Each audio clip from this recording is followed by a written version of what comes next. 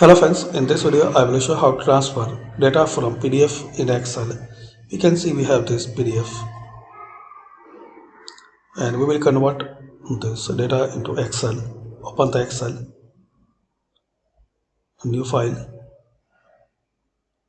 click anyway, data,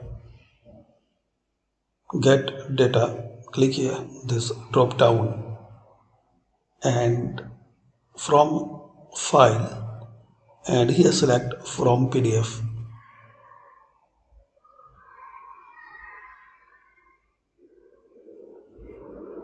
Select your PDF